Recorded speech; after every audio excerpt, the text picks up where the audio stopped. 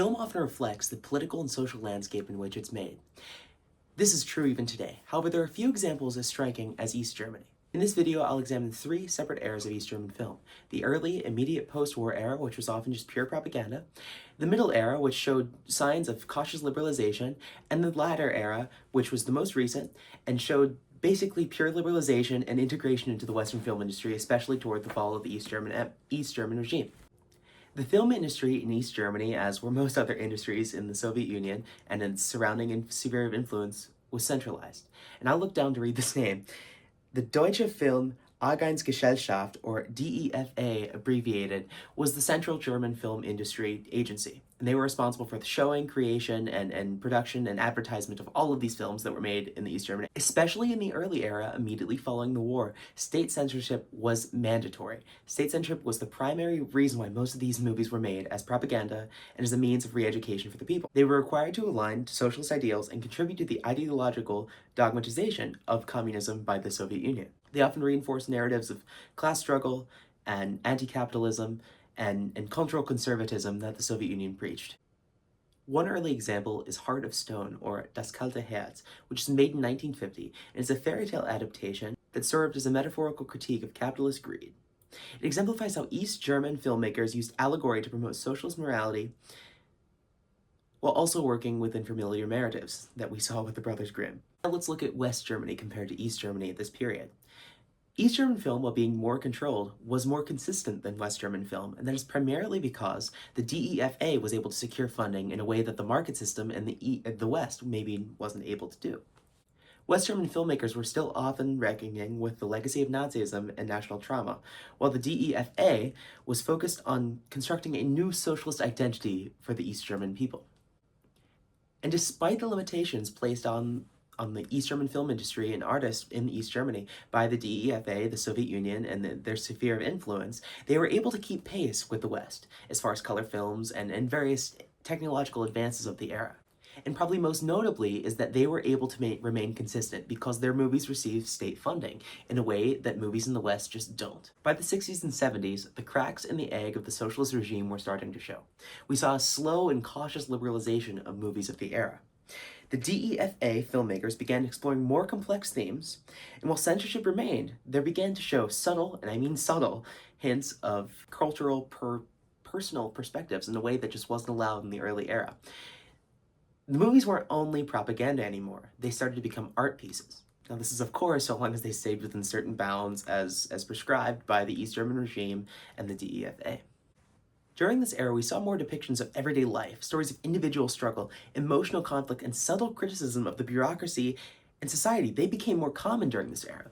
Before, it was only propaganda, but now we're seeing art pieces like we saw in the West. And while compared to other socialist industries, the East German film industry was relatively uncontrolled. You would never see the sort of liberalization at the time in the Soviet Union. In fact, there was a slow thaw following the war. There was increased cultural exchange as a result of the war.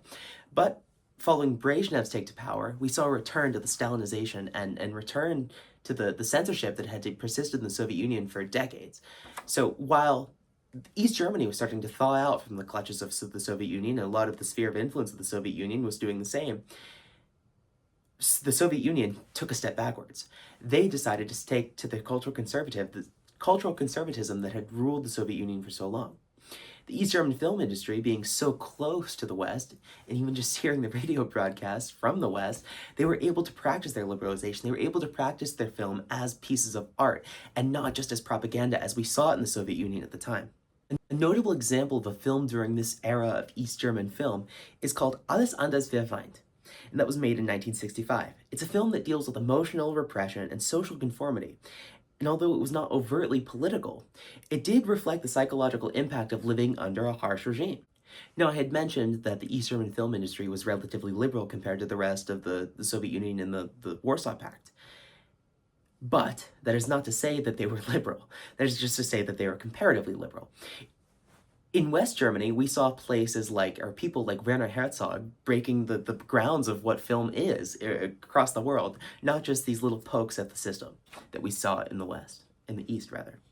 Now, despite the tighter restrictions in East Germany as opposed to the West, We did see some great movies come out of this era, most notably The Legend of Paul and Paula, for instance, and it became a critical and popular success, and it dealt with stories of love and symbolic overtones that was notable for its emotional honesty at the time, because like I said, the personal narratives were just becoming popular in this era of East German film, as before they were just about class struggle and basically propaganda. In this era that we start to see the subversion of traditional conservative values, and not fiscally conservatives rather, but socially conservative values that we saw in the Soviet Union and the Warsaw Pact.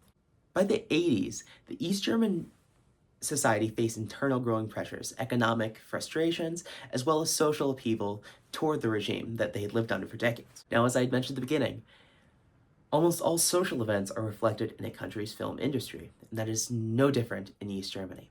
A notable film from this era is called Coming Out, and it's exactly what you think it's about.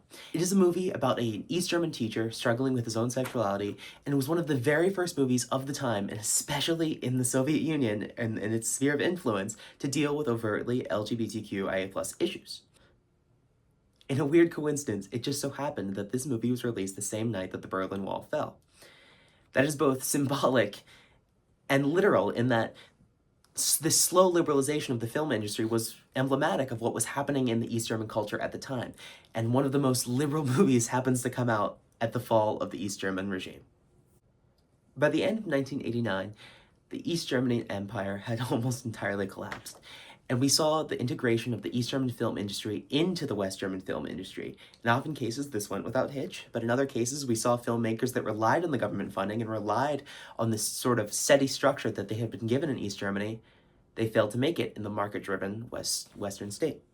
So in this reunification, we saw that the distinct East German voice of slow liberalization and social upheaval throughout the last several decades started to fade away.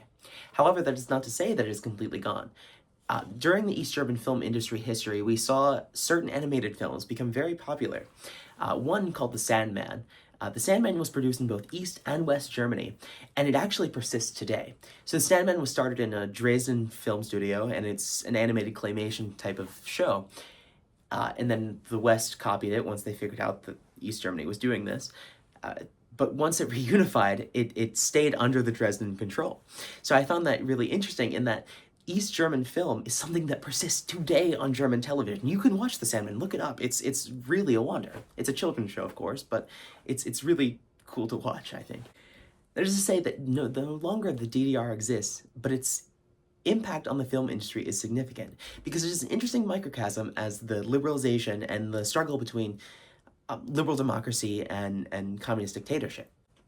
In the end, the East German film industry offers us an interesting case study as to where art and ideology can coexist, and that's often uneasily.